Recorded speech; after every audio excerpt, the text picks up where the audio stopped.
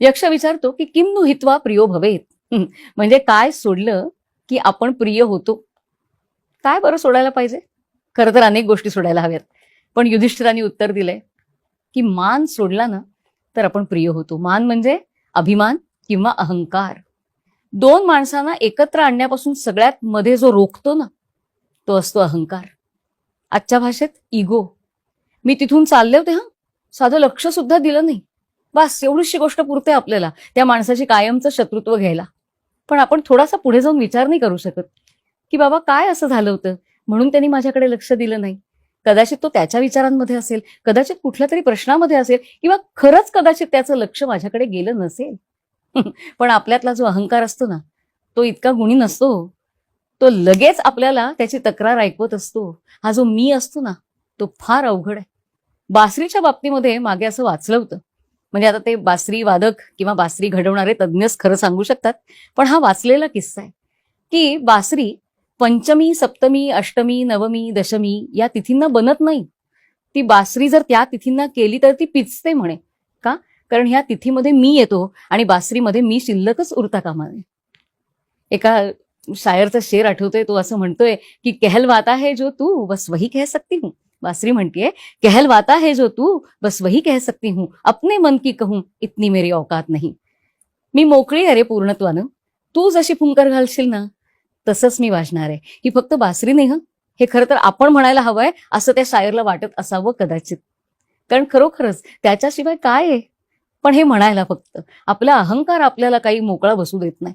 अहंकाराचा फणा म्हणजे कसं म्हणावं मला लक्षात येत नाहीये, पण अहंकाराचा फणा जितका मोठा तितका आपला कणा अधिकाधिक ताठ होत जातो आणि आपण झुकणं कमी करतो. कबीरजींचा एक दोहा आहे. कबीरजी म्हणतात, ऊंचे पाणी न टिके नीचे ही ठहराय. पाणी वरती नाही राहत, ते नेहमी खालच्या दिशेनंच धावतं. ऊंचे पाणी न टिके नीचे ही ठहराय, नीचा हो सो भर पिवे ऊंचा प्यासा जाय. कबीरजी म्हणतात की पाणी नेहमी खालच्याच दिशेला वाहतो. तुम्हाला पाणी प्यायचं असेल ना तर झुकावं लागतं. नीचा हो सो भर पिवे. तुम्ही म्हणालात नाही मी असंच राहणार, तर ते म्हणतील जा तहानलेलीच. नीचा हो सो भर पिवे ऊंचा प्यासा जाय. झुकणं फार गरजेचं असतं आणि तेच युधिष्ठिर आपल्याला सांगतोय. मान थोडासा कमी करा, अभिमान थोडासा कमी करा, अहंकार थोडासा कमी करा, थोडं झुकायला शिका. मला तर कधी कधी असं वाटतं की आपल्या प्रथा किती सुंदर आहेत नाही. लग्न होतं आणि लग्न झाल्यानंतर ताराबलम चंद्रबलम तदेव हा श्लोक झाल्यानंतर मधला अंतरपाठ दूर होतो आणि मग वरानं वधूला आणि वधूनं वराला माळ घालायचे. ही माळ घालताना दोघांची स्थिती काय असते? माळ घालताना समजा वर वधूला माळ घालतोय तर वधूनी थोडं झुकायचं असतं आणि वधू वराला माळ घालते तेव्हा वर उंच असतं तरी सुद्धा त्यांना झुकायचं असतं.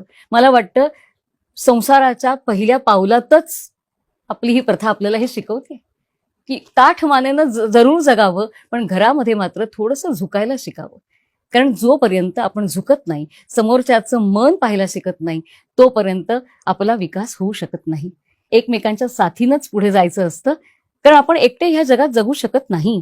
आणि म्हणूनच अहम जरी महत्वाचा असला तरी त्याचा आकार किती वाढतोय याच्याकडे लक्ष द्यावं लागतं. अध्यात्मात तर सगळ्यात मोठा अडसर ह्या अहंकाराला म्हटलेला आहे. एकदा एक माणूस एका फकीराकडे येतो आणि म्हणतो की तुम्ही सगळ्यांना देव दाखवता ना, मग मला दाखव ना. फकीर म्हणतो तुला पाहायचंय ते जा, तिथे समोर एक डोंगरावर घर आहे बघ, जा तिथे जाऊन पहा, तिथं बसलाय तो. धावत पळत माणूस तिथपर्यंत पोहोचतो, दार वाजवतो, आतून आवाज येतो, कोण? हा म्हणतो मी. दार उघडत नाही. 15 दिवस असं होतं. हा माणूस चिडतो आणि माणूस त्या फकीराला जाऊन म्हणतो खोटं बोलता काय तुम्ही? मी 15 दिवस गेलो, दार वाजवलं आणि माझ्यासाठी दार उघडलंच गेलं नाही. फकीर त्याच्या कानामध्ये सांगतो आणि म्हणतो जा आता जाऊन बघ काय होतं. तो माणूस त्या घराच्या समोर जाऊन उभा राहतो, दार वाजवतो, आतून आवाज येतो, कोण? तो उत्तर देतो, आतही तूच आणि बाहेरही तूच. त्या क्षणी दरवाजा उघडतो. ज्या क्षणी मी सुटतो त्या क्षणी तो भेटतो. काय छान म्हटलंय ना कबीरांनी. प्रेम गली अति साकरी जामे दोन समाय. अहो प्रेमाचा रस्ता ना फार अरुंद असतो, त्याच्यावर दोन माणसं नाही उभी राहू शकत. आणि मग त्याला पुढे जोड देताना कबीरजी म्हणतात जब मैं था तर भारी नाही.